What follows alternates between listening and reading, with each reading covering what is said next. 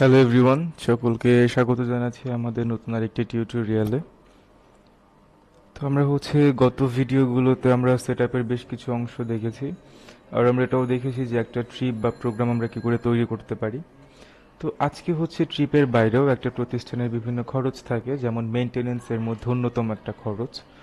তো আমরা মেনটেনেন্সের পোর্শনের হিসাবটা আমরা কি করে ট্রামেসিতে রাখতে পারি, এবং এই মেনটেনেন্স রিলেটেড যাবতীয় বিষয়াদি আজকের ভিডিওতে আমরা একটু দেখার চেষ্টা করব। তো শুরুতেই আমি আমার বাপাশের যে মেনু বারটা আছে এখান থেকে আমি ক্রয় ব্যবস্থাপনায় যাব, এবং এর আন্ডারে প্রথম যেটা আছে মেইনটেনেন্স, এটাতে যাব। তো এখান থেকে দেখা যাবে, শুরুতে ঢুকলে আমি দেখতে পাবো যে এখানে আমি এ যাবৎকালে কতগুলো মেইনটেনেন্স করিয়েছি, এটার হিস্ট্রি। তো নতুন একটা মেইনটেনেন্স অ্যাড করার জন্য একদম ডান পাশের উপরে যোগ মেইনটেনেন্স, এখানে যাব। তো এখানে শুরুতে তারিখ দিব, ব্রাঞ্চ, সাপ্লাইয়ার নাম যার কাছ থেকে আমি মেনটেনেন্স করাচ্ছি, যেমন রওশন মোটরস, গাড়ির নাম্বার, কোন গাড়িটাতে মেনটেনেন্স করাচ্ছি, ক্যাটাগরি, কি ধরনের মেনটেনেন্স করাচ্ছি, আমি ধরলাম যে পার্টস। পার্টস আমি ড্রাইভার আমার অলরেডি পেয়ে গেছি, এবং এখানে সার্ভিস চার্জ, যে এই পুরো মেনটেনেন্সটা আমার সার্ভিস চার্জ কেমন হচ্ছে, ধরি 2000 টাকা আমার সার্ভিস চার্জ। এবার নিচের যে পোর্শন, এই যে এটা আইটেম বক্স। তো শুরুতে আমি ধরে নিই টায়ার চেঞ্জ করিয়েছি, টায়ারের পরিমাণ 2টা। এখানে দর, যে প্রত্যেকটা টায়ারের দাম যদি 2000 করে হয়, তাহলে 2টা টায়ারের দাম 4000 চলে এসছে। নতুন আরেকটা, আমি একাধিক সার্ভিসিং করাইতে পারি বা মেনটেনেন্স, তো ওই জায়গা থেকে আরেকটা আইটেম আমি এখান থেকে যোগ করলাম।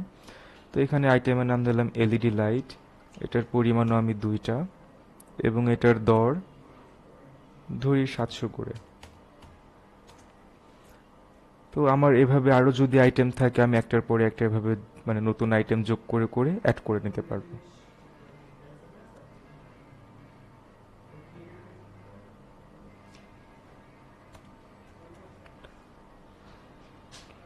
এখান থেকে আমি সার্ভিসিং তারিখ, আমি কবে সার্ভিসিং করাচ্ছি, পরবর্তী যদি কোনো সার্ভিসিংয়ের তারিখ থাকে, বিশেষ করে ইঞ্জিন অয়েল যখন আমরা চেঞ্জ করি, তখন আমাদের পরবর্তী একটা মাইলেজ, নির্দিষ্ট মাইলেজ যাওয়ার পরে নির্দিষ্ট সময় পরে আবার পরিবর্তন করা লাগে।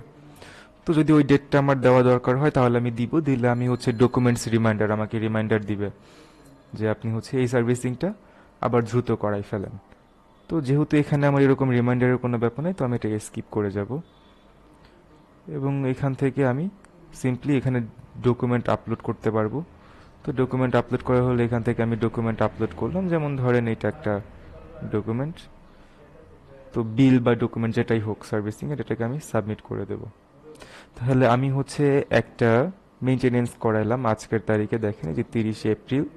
আমি আজকে টায়ার এবং এলইডি লাইট চেঞ্জ করেছি, যেটার মোট আমার খরচ গিয়েছে 7400 টাকা। তো এটা থেকে যদি কোথাও ভুল হয়, এখান থেকে আমি এডিটও করতে পারবো। তো এবার একটা মেনটেনেন্স করানোর পরে আমার পরের ধাপ আসে, যে এই সাপ্লায়ার যিনি ছিলেন, যার কাছ থেকে আমি মেনটেনেন্স করিয়েছি, রওশন মোটরস, এর সাথে আমার একটা হিসাব তৈরি হয়। সেই হিসেবটা লেজার। তাহলে আমি সাপ্লায়ার লেজারটা দেখি।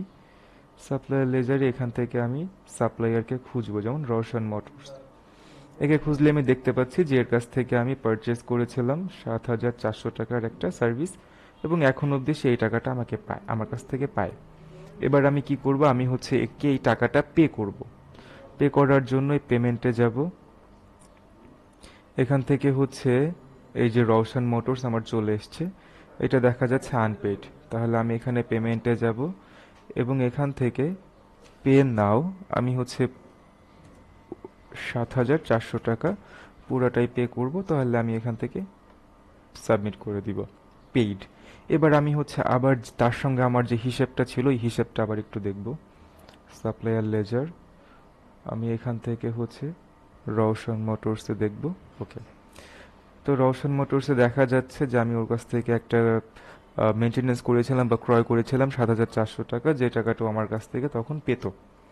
এর পরবর্তীতে আমি কি করেছি, ওকে আমি এই 7400 টাকা পেমেন্ট করেছি। তাহলে এখন ওর সাথে আমার কোনো দেনা পাওনা নাই, অর্থাৎ আমার ক্লোজিং ব্যালেন্স শূন্য।